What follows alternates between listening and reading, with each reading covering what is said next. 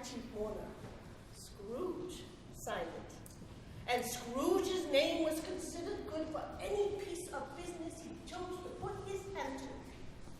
Marley was as dead as a doornail. Marley was as dead as a doornail. Now, I don't know what there is particularly dead about a doornail. I think a coffin nail would be a deader piece of iron.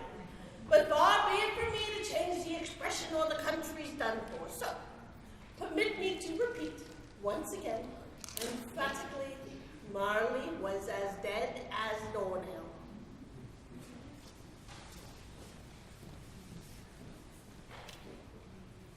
Scrooge knew he was dead. Of course he did. How could it be otherwise? Scrooge and he had been partners for I don't know how many years. Scrooge was his sole executor, his sole administrator, his sole friend, and the only man who mourned him, if Scrooge can be said to have mourned at all. And the mention of Marley's funeral brings me back to the point I started from. There is no doubt that Marley was dead. This must be distinctly understood, or nothing wonderful can come of the story we are going to relate. Scrooge never painted out old Marley's name. There it stood, years afterward, above the warehouse door. Scrooge and Marley. The firm was known as Scrooge and Marley. Sometimes people new to the business would call Scrooge Scrooge and sometimes Marley, but he answered to both names. It was all the same to him. It was bitterly cold and the fog was thick as pea soup on that Christmas Eve of 1843 when Scrooge sat busy in his counting house with his clerk nearby trying to warm himself at a candle. But since he didn't have much of an imagination, he failed.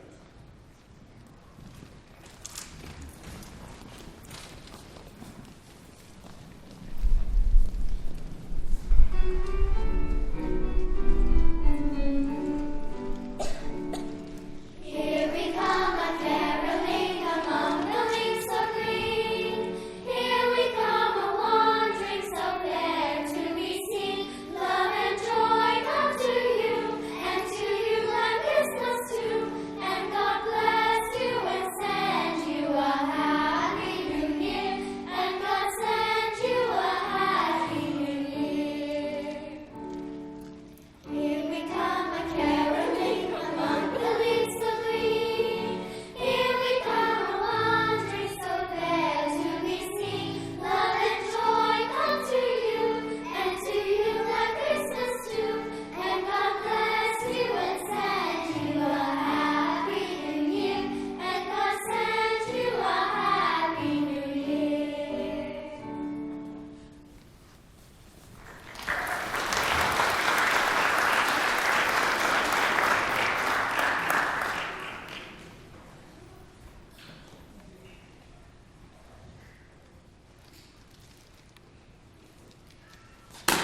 A Merry Christmas, Uncle. What? I said, a Merry Christmas, Uncle. God save you. Ah, humbug. Christmas a humbug, Uncle. Surely you don't mean that. Of course I mean it.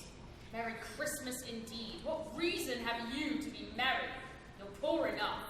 What reason have you to be dismal? You're rich enough. Bah! Away with you, Merry Christmas. What's Christmas time to you but a time for paying bills without money? A time for finding yourself a year older, but not an hour richer. If I could work my will, every idiot who goes about with Merry Christmas on his lips should be boiled in his own pudding and buried with a stake of holly through his heart. He should. Uncle. Nephew, keep Christmas in your own way and let me keep it in mine. Keep it, but you don't keep it. Let me leave it alone then. A lot of good it has done you. There are many things for which I shall fail, even if they didn't show profit, I dare say. Christmas, among the rest. And if anything belonging to Christmas can be considered apart from the sacred source of its name and origin, well, I have always thought of Christmas as a good time, a kind, charitable, forgiving, pleasant time of year.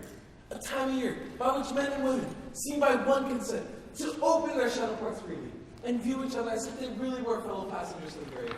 And therefore, Uncle, though it has never put a scrap of gold or silver in my pockets, I believe it has done me good, and will do me good. And I say, God bless it.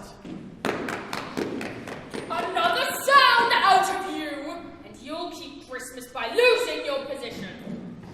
Don't be angry, Uncle. Come, dine with us. I'll see myself in hell first. But why, Uncle? Why? Why? Let me ask you a question. Why did you get married recently? Because I fell in love, of course. Love? Because you fell in love. Bah! Good afternoon, nephew. You never came to see me before I married you. Why give it as a reason for not coming now? Good afternoon. I want nothing from you. I ask nothing of you. Why can't we be friends? Good afternoon. I am sorry to find you so resolute. We've never had a quarrel, you and I. I came all this way to give you greetings of the season. So I'll keep my Christmas humor to the last. A Merry Christmas, Uncle. Good afternoon. And a Happy New Year. Good afternoon.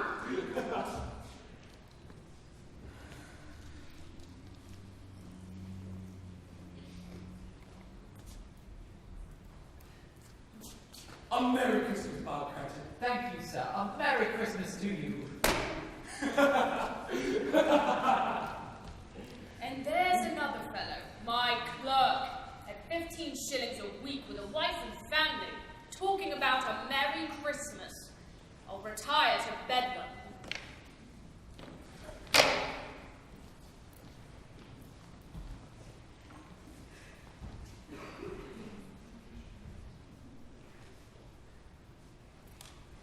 Scrooge and Marley's, I believe. Have I the pleasure of addressing Mr. Scrooge or Mr. Marley? Marley's dead. In fact, he died 7 years ago this very night. Oh, well, I'm quite sorry to hear that. But I have no doubt his generosity is well represented by his surviving partner. At this festive season of the year, Mr. Scrooge, it is more than usually desirable that we should make some slight provision for the poor and needy, who suffer greatly at the present time. Many thousands are in want of basic needs. Hundreds of thousands are in want of common comfort, sir.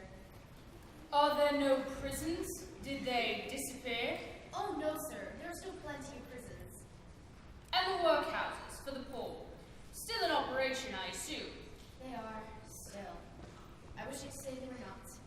The treadmill and the poor law are in full vigor then? Yes, very busy, sir. Oh.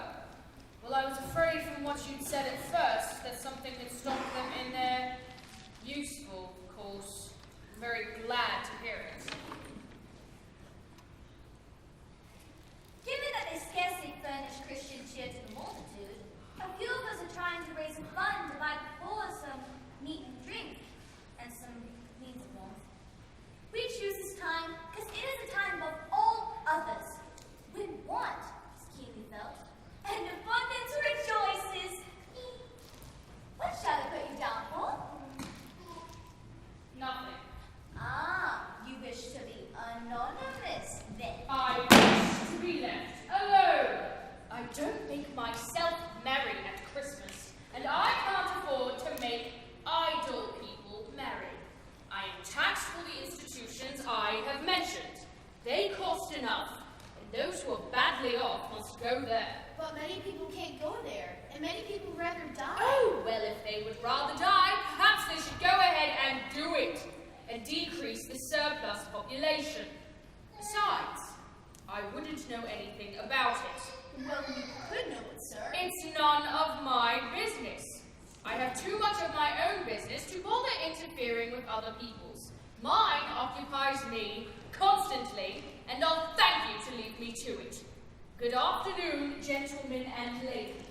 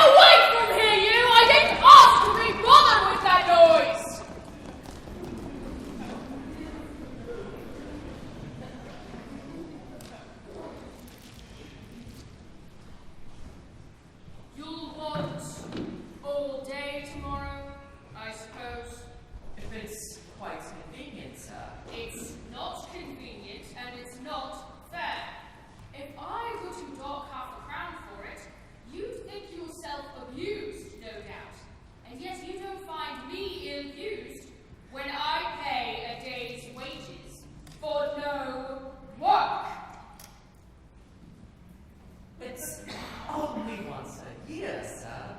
Ah, poor excuse for picking a man's pocket every 25th of December. I suppose you must have it. Be here all the earlier the next morning. Yes, sir, I shall. I certainly shall. Father! Hello, my dear son.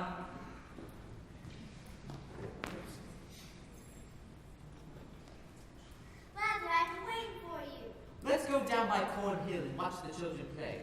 Soon enough, you'll be down there playing with them. I feel kind of getting stronger every day. And do you remember what tomorrow is? Christmas Day! And I am to have the whole day off to celebrate with my family. Hurrah for Christmas!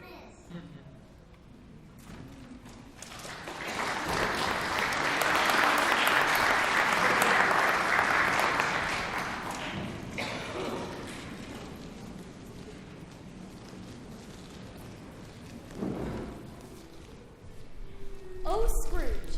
He was a tight-fisted hand at the grindstone, he was.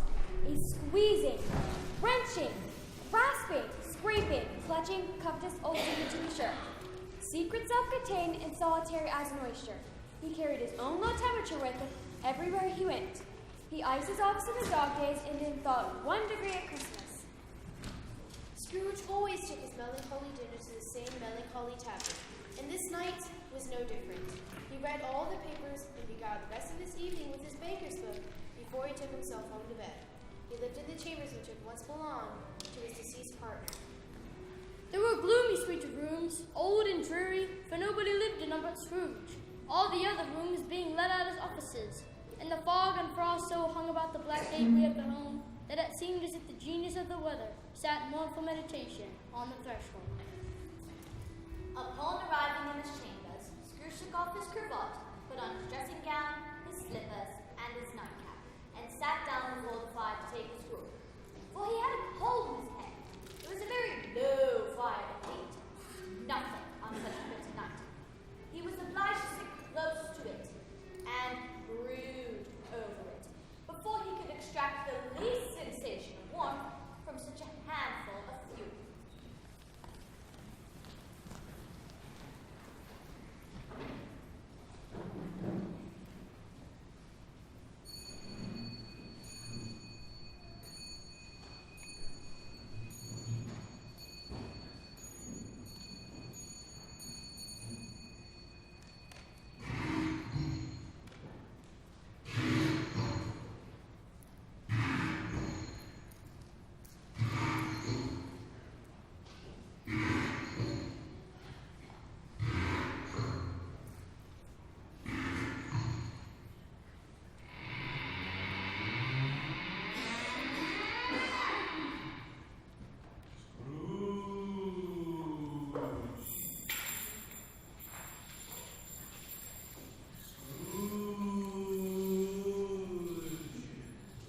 It's humbug. I won't believe it.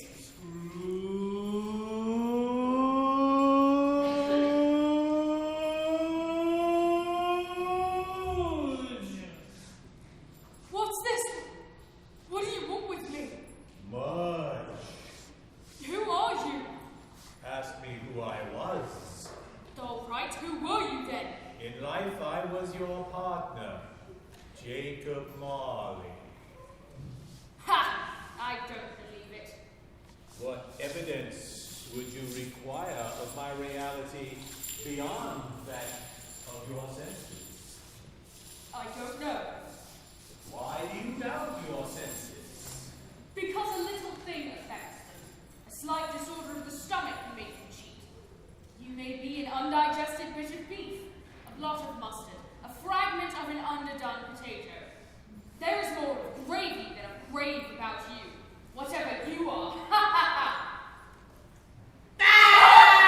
Mercy, dreadful apparition!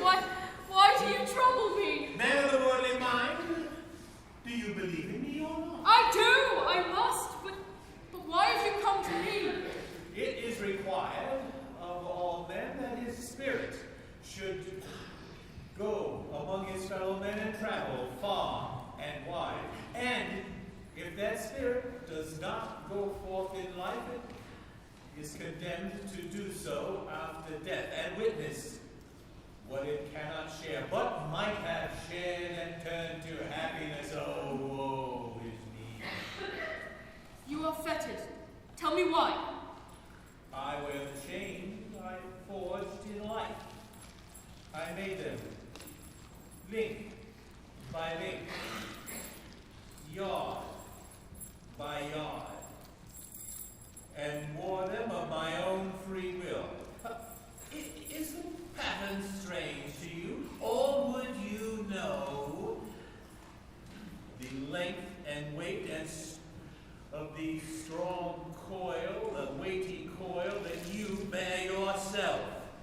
It was as long and heavy as this 7 Christmas Eves ago. You have labored on it since. It is a ponderous coil.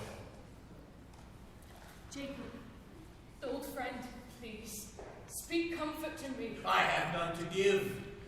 I have little time. I cannot rest. I cannot linger anywhere. My spirit in life never ventured beyond our money-changing hole. Oh, not to know that a single Christian life working kindly within its little sphere would find its days far outweighed by its vast means of usefulness. Oh, not to know that no space of regret can make amends for one life's opportunity missed. Yet such was I, oh, such was I. But you always were a good man of business, Jacob. Business? Humankind was my business. The common welfare was my business. Charity, mercy, forbearance, they were all my business. The dealings of my trade were but a drop of water in the comprehensive ocean of my business. Oh, why did I walk among my fellow beings with my eyes cast down and never raise them to that blessed star which led the wise men to a poor abode? Was there no poor home to which that slight link would have conducted me? Hear me. I have little time. I will, but don't be hard upon me, Jacob. I am here to warn you that you have yet a chance of escaping my fate, a chance I have procured for you, Ebenezer. You always were a good friend. Thank you, Jacob. You will be visited by 3 spirits. Is that the chance you mentioned? It is. Oh.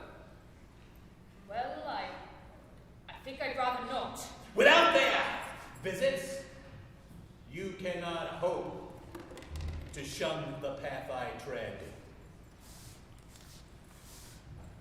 Expect the first tomorrow when the clock strikes 1. Can't I have them all at once and have it over with, Jacob? Expect the second on the next night at the same hour, and the third on the following night when the last stroke of 12 has ceased to vibrate. Look to see me no more.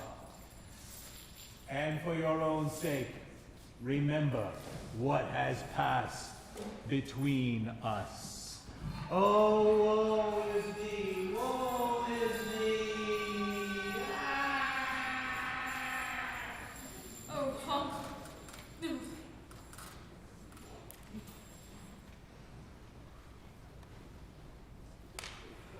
And so, Scrooge laid his bed, and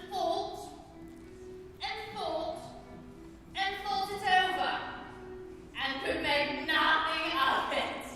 The more he thought,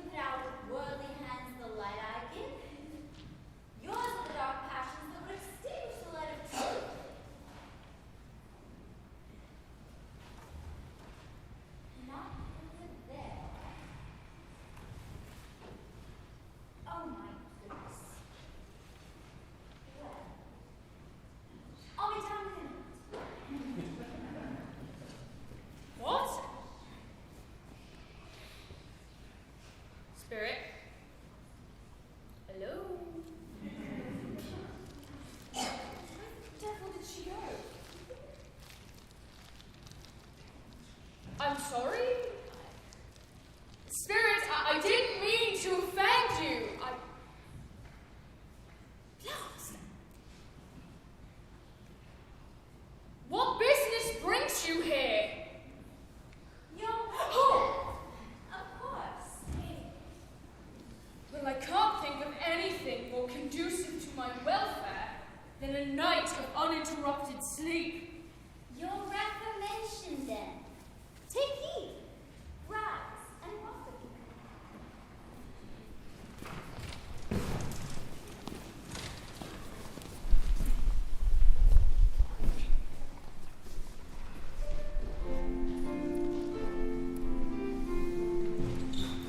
Oh, little town of Bethlehem, how still we see thee light above thy deep and dreamless sleep. The silent stars go by, yet in thy dark streets shine the everlasting light. The hopes and fears of all the years are met in thee tonight.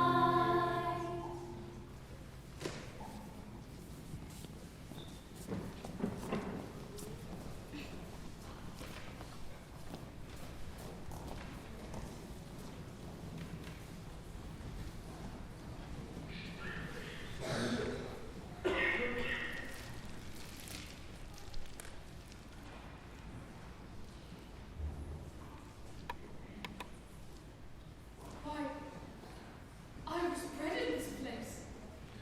I was a boy here. Your limbs, Trevor. And what is that upon your cheek? What? Oh, it's nothing. Must be a pimple or something. Lead me where you would, Spirit. Do you remember the way, Ebenezer? Remember it. I can walk it blindfolded. Strange that you've forgotten it for so many years. Why, that's David Masterson and Robin Estes. Hello! These are merely the shadows of the things that have been. They are not aware of us. Well, Merry Christmas. Merry Christmas. Say hello to your sister for me. Don't eat too much figgy pudding. Merry Christmas! The school is not quite deserted. A solitary child, neglected by his friends, is left there still. Poor boy. My mother died giving birth to my sister. My father grew morose and seemed to begrudge us both ever after. I wish, but it's too late now. What is it?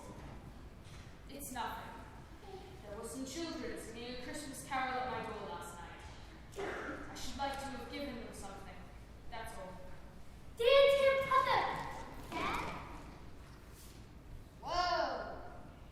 You've grown. I've come to bring you home, dear brother. Home? Yes, home. For good and all. Father is much kinder than he used to be. He was in a pleasant mood just the other night, so I was not afraid to ask him once more if you might come home again. And he said, yes, you should, and sent me to bring you. Ebenezer, Father has arranged an apprenticeship for you. You're to be a man and begin your career. You'll never have to spend another moment at this dreadful school. But first we'll be together all this long and have the merriest time in the world. Your sister was a frail creature, and often ill, but she had a large heart. So she had. You're right about that, Spirit. I'll not contradict it. God forbid. Come, Ebenezer.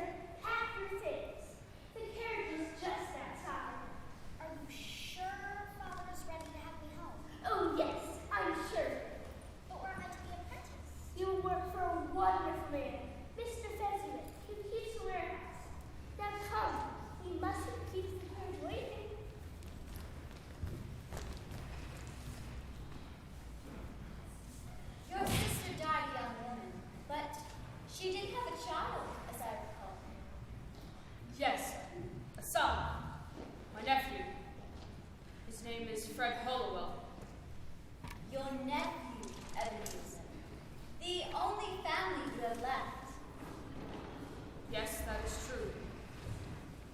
Come along, Ebenezer. It is time to see another Christmas.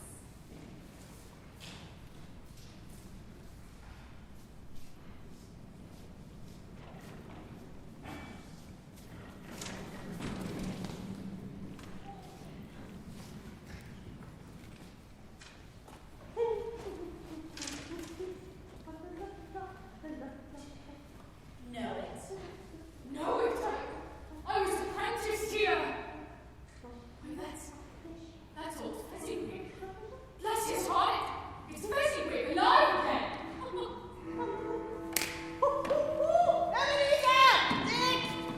Dick Wilkins, you sure? Bless me, yes, there is. Oh, my boys, no more work tonight.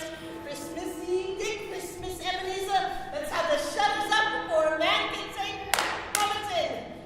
Clear away, my lads. Let's have lots of room here. Here, Dick. Cheer up, Ebenezer. Ah, there's my darling Mrs. Fezziwig. And all my darling daughters.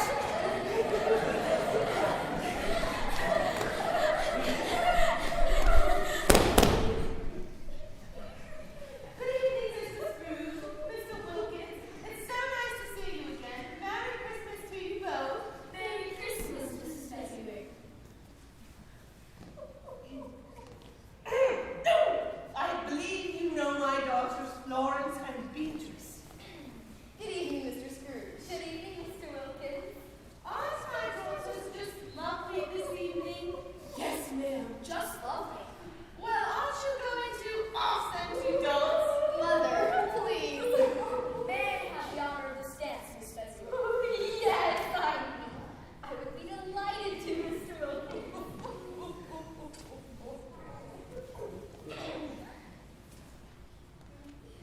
Do you have something you would like to ask me, Mr. Scrooge? Do I really have a choice? Not really, dear. Mr. Fezziwig is watching.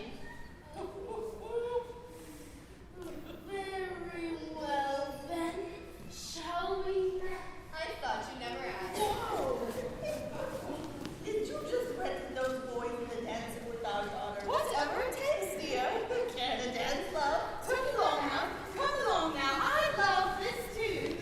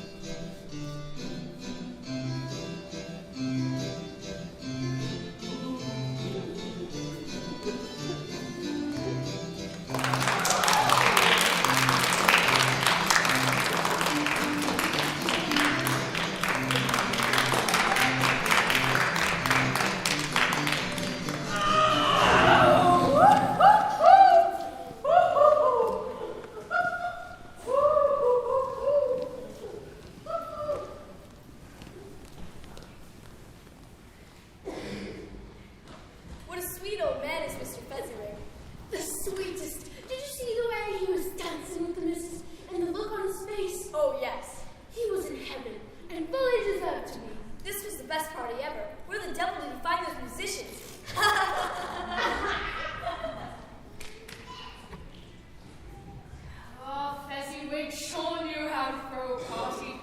I forgot how fun those times were. You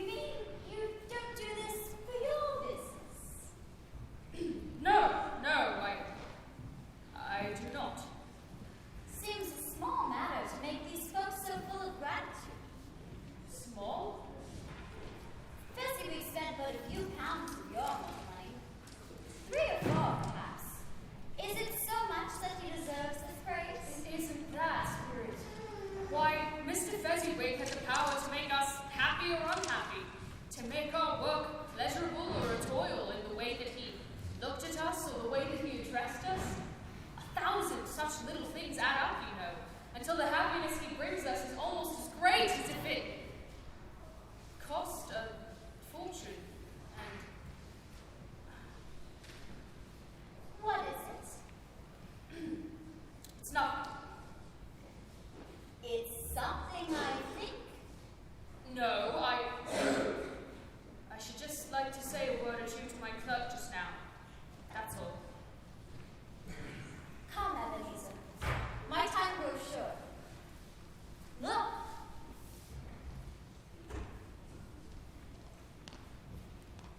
This was not addressed to Scrooge, or to anyone whom he could see, but it produced an immediate effect. For again Scrooge saw himself. He was a little older now, a man in the prime of life. His face had not the harsh and rigid lines of later years, but had begun to wear the signs of care and avarice. There was an eager, greedy, restless motion in the eye, which had shown the passion that had taken root, and where the shadow of the growing tree would fall.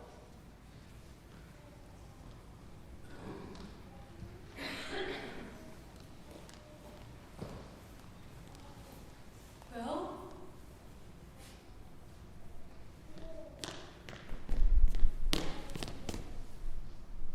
It matters little to you. Very little. Another idol has displaced me. And if it can cheer and comfort you in time to come, as I would have tried to do, I have no just cause to grieve. What idol has displaced you? A golden one. This is the even-handed dealing of the world. There is nothing on which is so hard as poverty, and there is nothing it professes to condemn with such severity as the pursuit of wealth. You fear the world too much. All your other hopes have merged into the one hope of being beyond the chance of its sordid reproach. I have seen your nobler aspirations fall off, one by one, until the master passion, gain, engrosses you. Have I not? What's then? Even if I have grown so much wiser, what's then? I am not changed towards you. Am I? Our engagement is an old one. It was made when we were both poor and content to be so, until in good season we could improve our worldly fortune by our patient industry. But you are changed. When it was made, you were another man. I was a boy. 'Tis true, I am not what I was then. I am. That which promised happiness when we were one in heart is fraught with misery now that we are two. How often and how keenly I have thought of it, I will not say. It is enough that I have thought of it and can release you from our engagement. Have I ever sought release? Words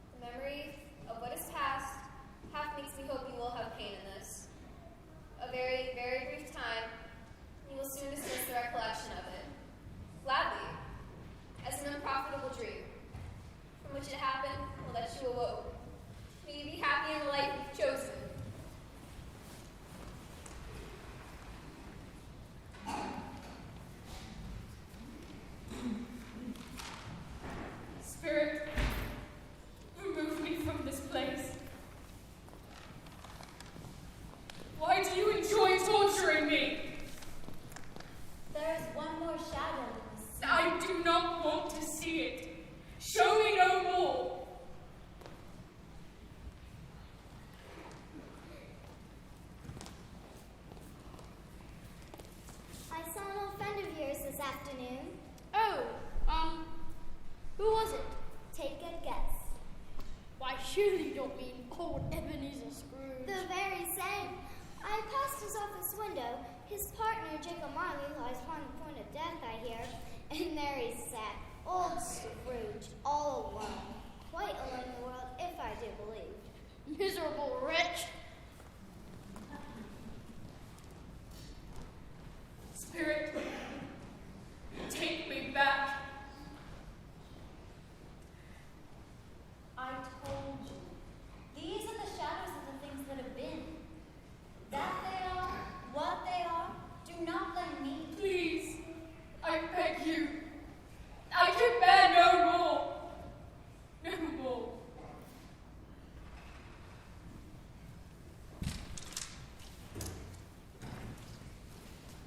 After this mighty struggle, if that can be called a struggle, Scrooge was conscious of being exhausted and overcome by an irresistible drowsiness, and further, of being back in his own bed. He barely had time to reel to bed before he sank into a heavy sleep.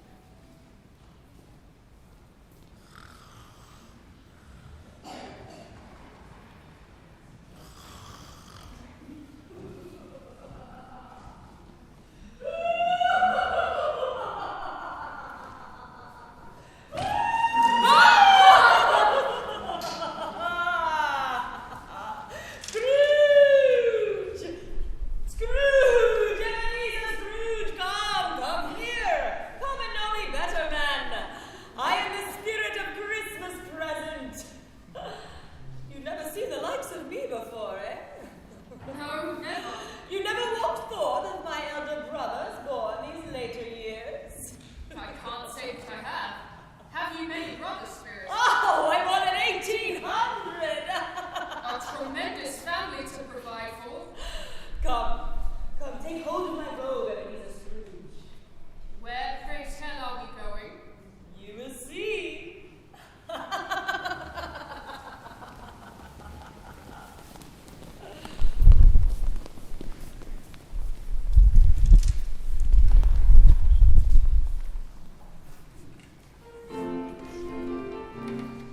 I saw three ships come sailing in on Christmas Day, on Christmas Day. I saw three ships come sailing in on Christmas Day in the morning. And what was in those ships all three on Christmas Day, on Christmas Day? And what was in those ships all three on Christmas Day in the morning? The Virgin Mary and Christ were there on Christmas Day, on Christmas Day. The Virgin Mary and Christ were there on Christmas Day in the morning.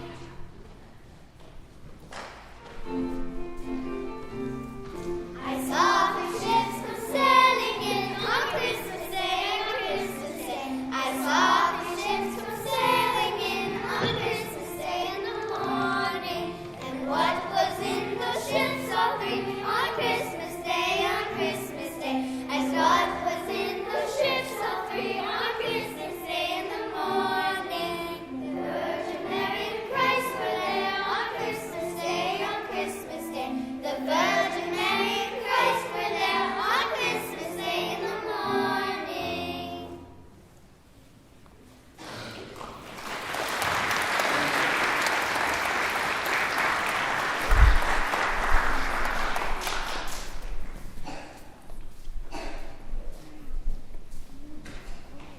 Is there a particular flavor in what you sprinkle from your wreath? There is indeed, my own. Would it apply to any kind of dinner given on this day? Oh, to any kindly given, to a poor one most. Why to a poor one most? Because it needs it most. Spirit, why do you, of all the beings in the many worlds about us, desire to cramp these people's opportunities of innocent enjoyment? I? Well, you would deprive them of their means of dining every seventh day, when markets are closed, often the only time on which they can be said to dine at all. I? You would seek to close these markets on the seventh day, and it all comes to the same thing. I seek. Forgive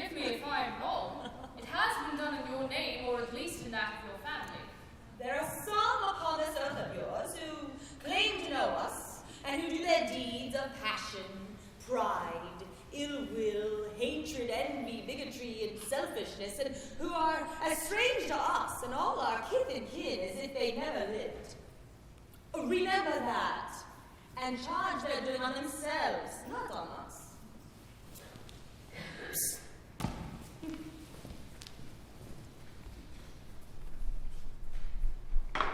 What has ever got your precious father then?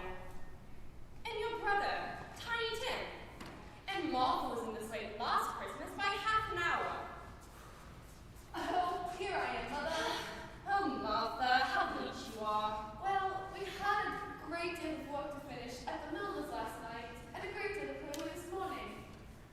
Oh, come here. Well, never mind that. You're home now. Sit down and warm yourself, dear. Father will be home any minute. Hide, Martha, hide! Honey, children, we are home. Hello, now. And hello, children, Merry Christmas. But where's Martha? Oh, she won't be coming for Christmas this year, I'm afraid. Oh, really? Not coming home for Christmas? Oh. Oh, here I am, Father. Oh, Tim, you should have anything in the copper. And did little Tim behave himself in church? He did, as good as gold and better. Somehow, he gets thoughtful sitting by himself and thinks the strangest things you've ever heard. Why, just coming home, he told me he hoped the people saw him in church because he was a cripple. And maybe on Christmas Day, they will be reminded who made lame beggars walk and blind men see. But he's getting stronger every day. I just know it. Martha, honey with the goose. There's such a use, Father, such we never had before.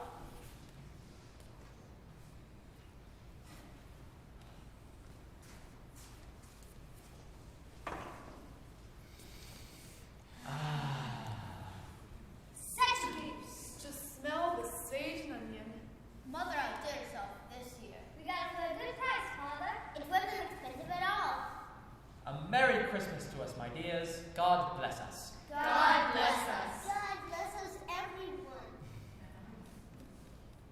I had no idea that Cratchit had a crippled son. I wonder why. Tell me, Spirit, will the boy live? I see a vacant seat at this table, and a craft without an owner carefully preserved. If these shadows remain unaltered by the future, the child will die. No, Spirit, that can't be. Say you will be spared. If these shadows remain unaltered, none of my race shall find him here. But what difference does it make? If the child should die, let it die, and decrease the surplus population. You use my own words against me. Yes. So that in the future, perhaps you'll hold your tongue until you know what the surplus population is or where it is. Who are you to decide who shall live and who shall die? Maybe, in the sight of heaven, you are more worthless and less fit to live than millions like this poor man's child. And now, my dears, a toast. I give you Mr. Scrooge, the founder of our feast. Founder of our feast indeed. I wish I had him here. I'd give him a piece of my mind to feast upon if he had good enough appetite for it. My dear, the children, Christmas Day. It would be Christmas Day. What would a drink to the health of such an odious, stingy, hard, unfeeling man as Ebenezer Scrooge? No one knows it better than you, Bob. My dear, have a little charity. Oh, very well. I'll drink his health. For your sake, in the day's sake, but not for his. Long life to him, a very Merry Christmas, and a Happy New Year. I've no doubt that it'll be very merry indeed, and very happy. To Mr. Scrooge. To Mr. Scrooge. Mr. Scrooge. And now, I think it's time for a song. How about a Christmas carol? What shall we sing? Hark the good angels sing.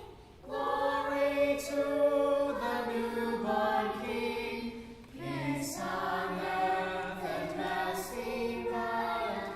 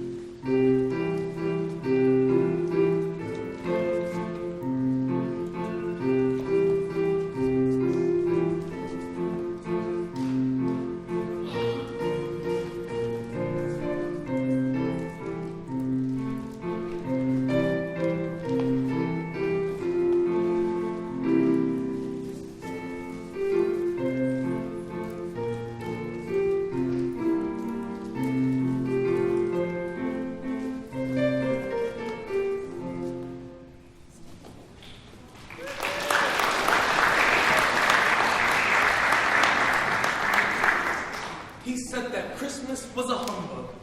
And he believed it too. You know, he's really a comical old fellow, but not so pleasant as he might be. However, his offenses carry their own regards, and I have nothing to say against him. I'm sure he is very rich. At least you always tell me so.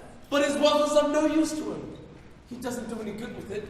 He doesn't make himself comfortable with it. And I sincerely doubt he'd ever consider benefiting us with it. Well, I have no pity for him. Oh, but I have. Who suffers by his ill whims? Himself. Always. He takes it into his head to dislike us. He won't come and dine with us. What's the consequence?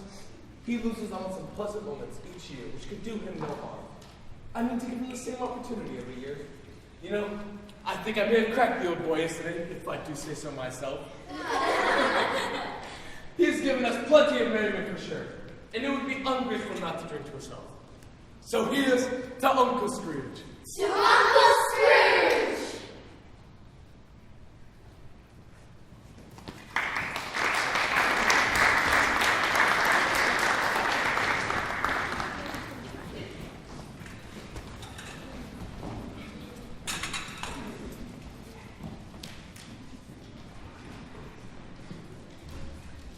I would normally take offense to such tasteless laughter and barter at my expense. But given the general gaiety of the occasion, I'm inclined to overlook it. That is quite noble of you. Spirit, forgive me if I'm not justified in what I ask. But I see something strange and not belonging to yourself protruding there from your skirts. Is that a hand or a claw? It could be a claw for all the flesh there is on it. Look here! Spirit, are they yours? I know. They're yours. Don't you know them? This boy is ignorance, and this girl is want. Beware them both and all their kind. But most of all, beware this boy, for on his brow is writ the word doom, should the writing be erased. I dare you to deny it. I dare you to slander those who claim otherwise. Have they no refuge or resource? Are there no prisons?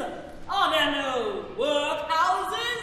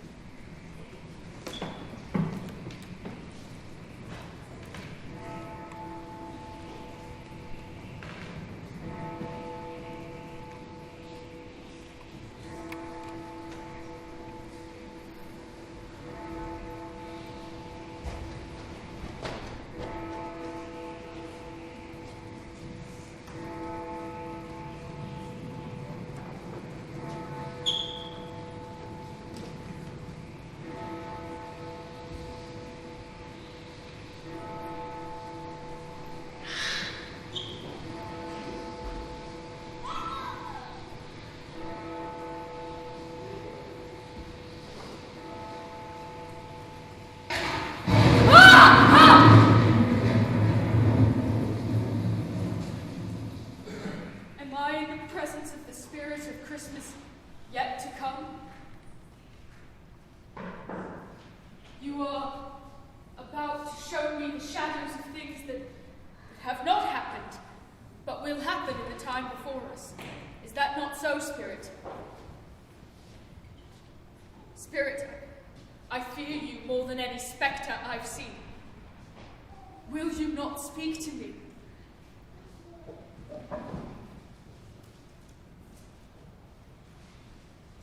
Very well.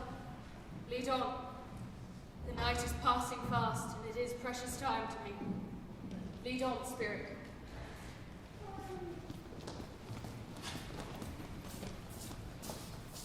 Yes, I know these ladies. And this place. It's the stock exchange. It's like a second home to me. No, I don't know anything about it either way. I only know he's dead!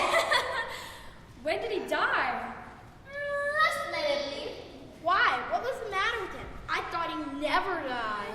God knows. What has he done with his money? Left it with his company, perhaps. I only know he hasn't left it to me.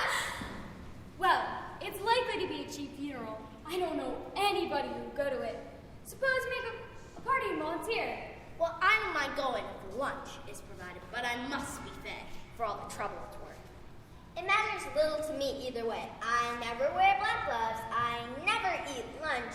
But I'll offer to go if anyone else will. Well, off to business. Goodbye. Goodbye. Have these women no sense of decency or decorum? Spirit, what is this? Why are you showing me this?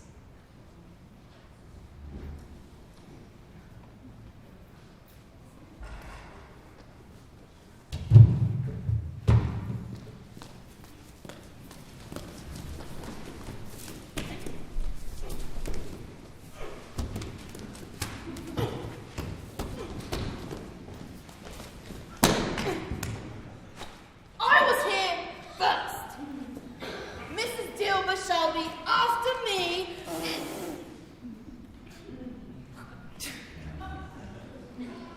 And then the undertaker's wife can be third. Isn't this something, Joe? All of us met here without meaning it. You couldn't have met in a better place. Come in and sit down. Don't be shy. We're all students who are cooling and won't much be sure. Ha ha ha! Come in. What odds then? What odds, Mrs. Dilber?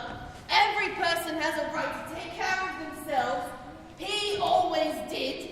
That's true indeed. No man more so. Well then, don't stand staring as if you was afraid, woman. Who's the wiser? We're not going to poke holes in each other's coats, I suppose. No, indeed. We should hope not. Very well then. Who's the worse for the loss of a few things like these? Not a dead man, I suppose. No, indeed. If he wanted to keep him after he was dead, the wicked old screw.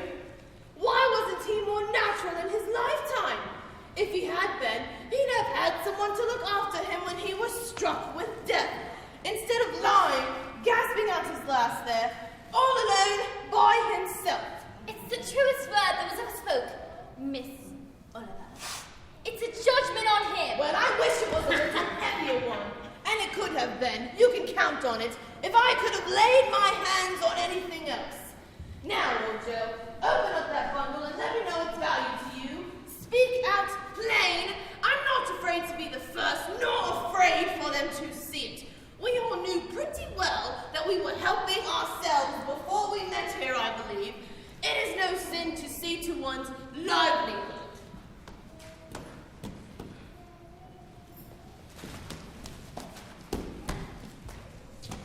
Aha. Miss Tackleton has been a pretty busy woman. Let's see. Seal. Pencil case. Pair of sleevelets. I'll give you £1 each, and not another 6 pence. If I was being boiled for it. Who's next? Miss Dilber. Of course. I always give too much to the ladies. It's a weakness of mine, and that's how I ruin myself.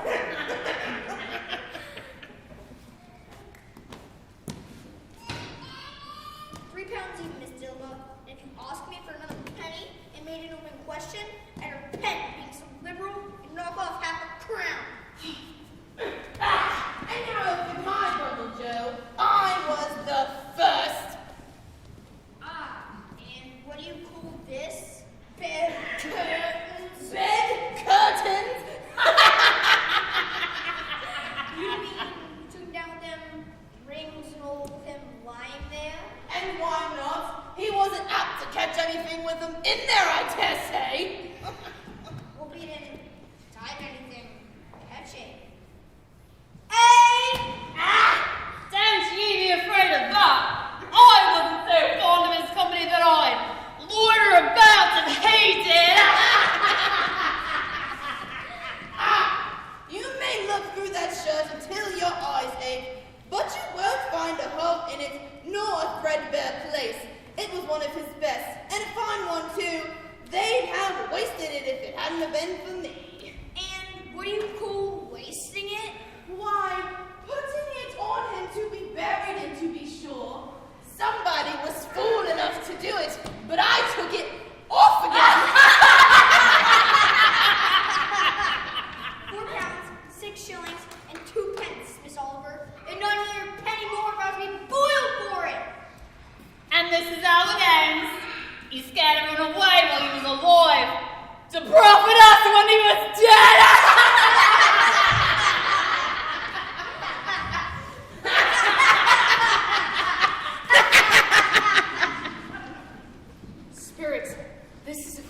place.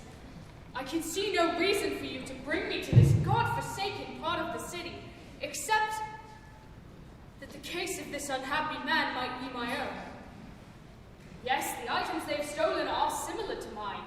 I see the point. But surely there must be someone who feels some emotion connected with this man's death. Show that person to me, I beg of you.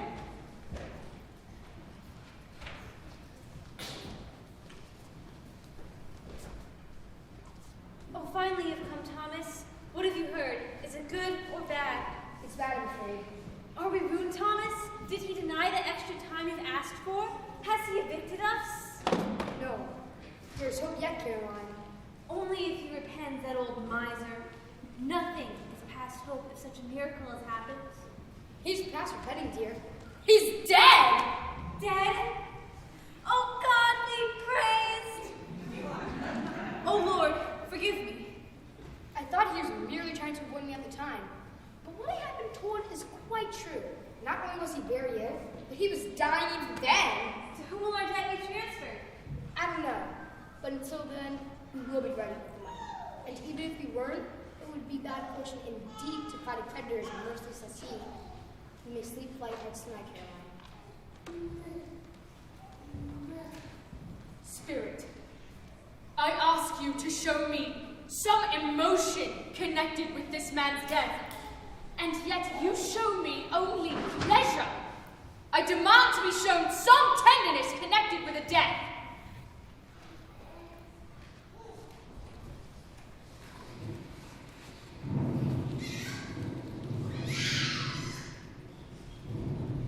And he took a child and set him in the midst of them. And he said to them, whenever you welcome a little child, you welcome me. This color hurts my eyes. There, better now. The candlelight makes them weak, and I wouldn't show regards to your father when he gets home. Not for the world.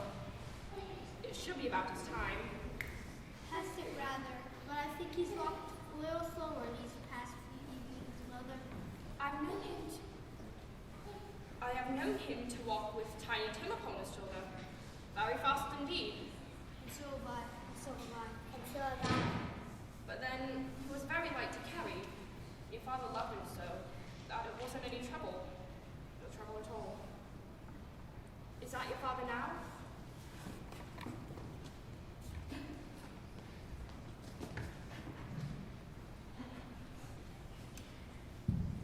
I went by there today. Is why I'm late. I wish you would have been there. It would have done you good to see how green it is. I promised him I'd visit every Sunday, see.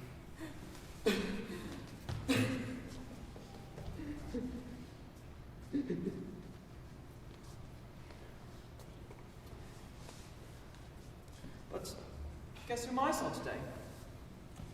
Fred Hollowell, Mr. Scrooge's nephew. I met him on the street, and he saw I was a little down, and he's the most pleasant-speaking man you've ever heard. So I was not afraid to tell him. And this is what he said to me. I am heartily sorry, Mr. Cratchit, heartily sorry. And he pledged to be of any service he could to me. He even gave me his card and told me I should call on him at home. But it's not like there's anything he'd be able to do for us, so much as for his kind way. That I am thankful. It really seems as if he had known our Tiny Tim and felt with us. But I have good news for you, Peter. What is it, Father? Mr. Hollowell has been able to secure an apprenticeship for you. You'll be starting at 8 shillings a week starting Tuesday next. 8 shillings a week? Soon, you'll be keeping company with the young lady, Peter. And setting up a house all for yourself. That will happen soon enough.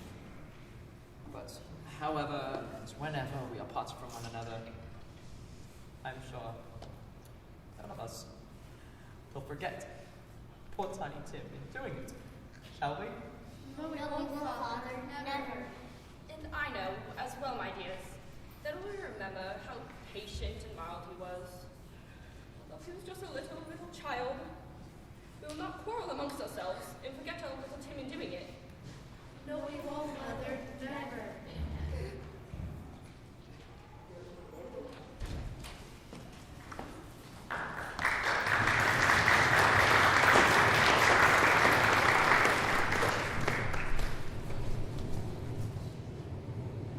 Spirit, I sense that the moment of our party is at hand. I know it, but I don't know how. Tell me, the man they spoke of, the one who died, tell me who he is.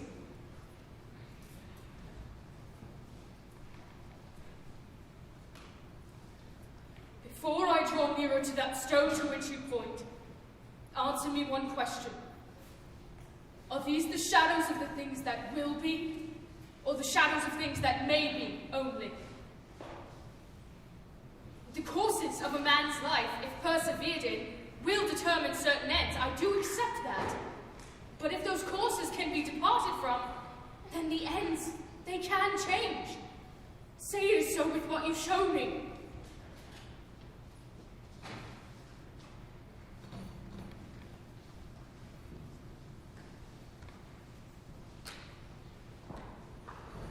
No. No! Am I that man? Am I the man who died, whom no one mourned? Oh, say it isn't so, Spirit. Say it isn't so! Spirit, hear me. I am not the man I was. I will not be the man I must have been, but for your intervention. Why show me this if I passed all home? Surely your nature intercedes for me and pities me. Assure me that I may yet change these shadows you've shown me by a changed life. I will honor Christmas in my heart and try to keep it all the year. I will remember the past. I will live in the present. I will live toward the future. The spirits of all three shall strive within me. I will not shut out the lessons they teach. Oh, tell me that I may yet sponge away the writing on that stone.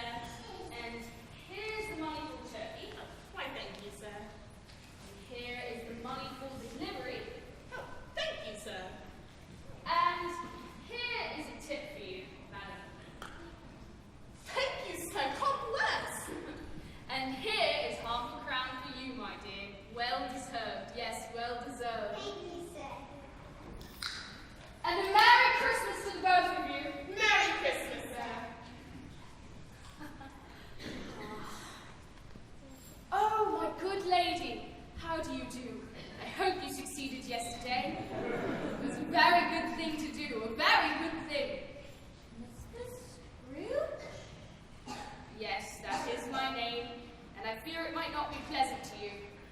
But allow me to ask for your forgiveness, and yours too, sir. Yes, sir. And would you have the goodness? Lord bless me, my dear Mrs. Scrooge. Are you quite serious? Yes, if you please, and not a farthing less. A great many back payments are included in it, I assure you. Would you do me that favor? My dear sir, I should recommend to see such generosity. Please, don't say anything. Come and see me sometime, the both of you.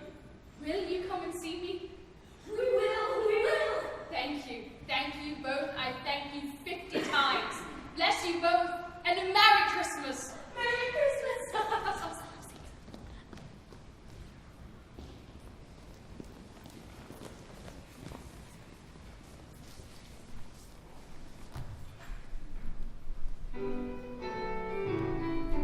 Deck the halls with boughs of holly, la la la la la la. Tinsy, sweet out, la la la la la. Long now our gay herald, la la la la la. Long ancient Yuletide carol, la la la la. Sing, your chorus, la la la la. Strike the heart, strike the heart, and join the chorus, la la la la la la. Follow me in merry measure, la la la la la la. Flowers of the Yuletide treasure, la la la la la la.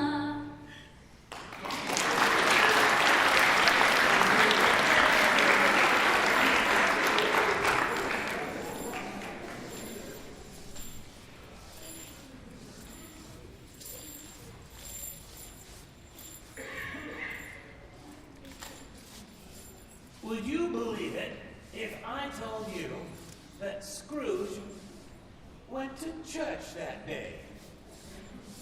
He did. And he walked among the people and watched them hurrying to and fro. And he patted children on the head as they walked by. And he spoke to beggars.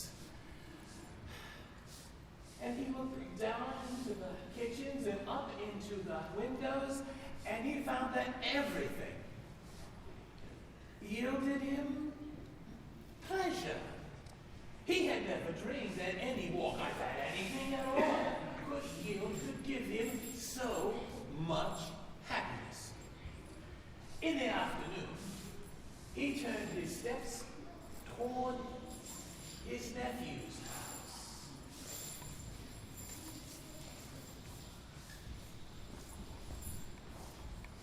Oh, is your master at home, my dear? Yes, sir. Where is he, my love? He's in the sitting room with his mistress. I'll show you a little, please. Oh, thank you. He knows me. I'll just go ahead in.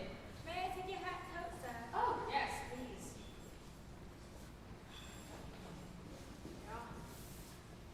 And, take this too, if you would.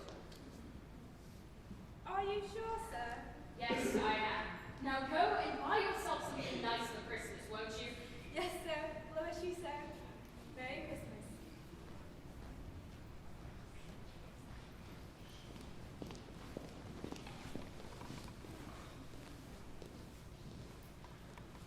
Oh, Fred, it's beautiful. And it's too much. You shouldn't have spent so much. But I love you, my dear, and my wife shall have the best on Christmas. Oh, Fred, I love you so. Oh, and not just for this. I know, my dear. I know. Now, who's that be? I don't know. No one's expected at this hour. Hello, Fred! Uncle Scrooge? Yes, it is I, your Uncle Scrooge. I recall an invitation you made to me yesterday to come and dine with you. If that invitation is still in force, I should like to accept. Why, I don't know what to say. Well, you could say, bah humbug. A retort I heartily repent of and shall never use again. Or you could say, come in! Come in? Why, of course you can come in. Hoorah, Uncle Scrooge! Why, you made us both very happy. Oh, may I introduce you to my wife, Janet?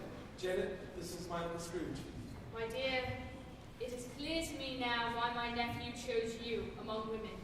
You're indeed every bit as lovely as I have heard. Why, thank you, Uncle Scrooge. We are very happy you are here. I am sorry for the things I said about Christmas, and for the poor reception I gave you yesterday, of which you were so undeserving. See the image of my sister in your face. I loved her, you know, and she you. She loved you very much, Uncle Scrooge. And she would have wished until her dying day that we stay close. And so we are, Fred. And so we shall be. So we shall be.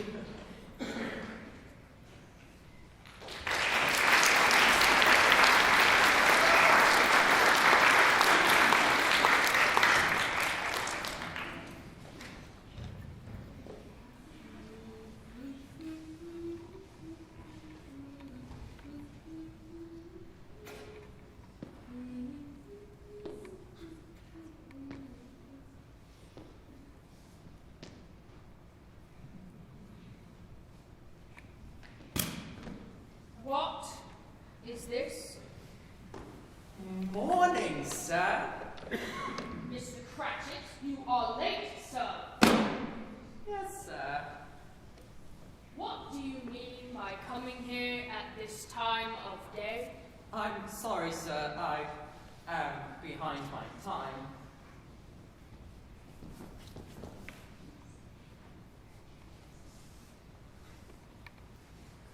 Step this way, Mr. Cratchit. I'm terribly sorry, sir. It's only once a year. It shall not be repeated. I was making rather merry with my... Now I'll tell you what, my friend. I'm not going to stand for this any longer. And therefore,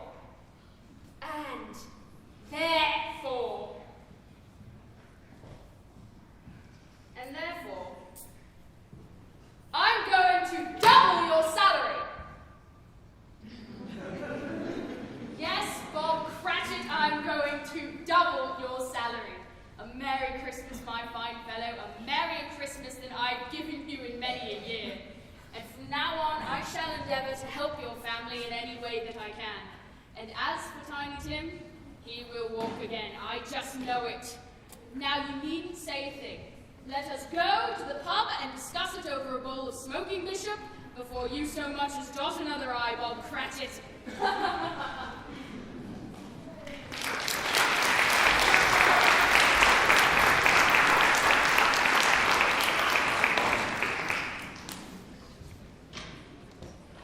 Scrooge kept his word and did it all, and infinitely more. And as for Tiny Tim, who did not die, Scrooge became a second father. He became as good a man, as good a master, and as good a friend as the good old city knew. And it was ever afterward known of Ebenezer Scrooge that he knew how to keep Christmas and to keep it well. May that be said of us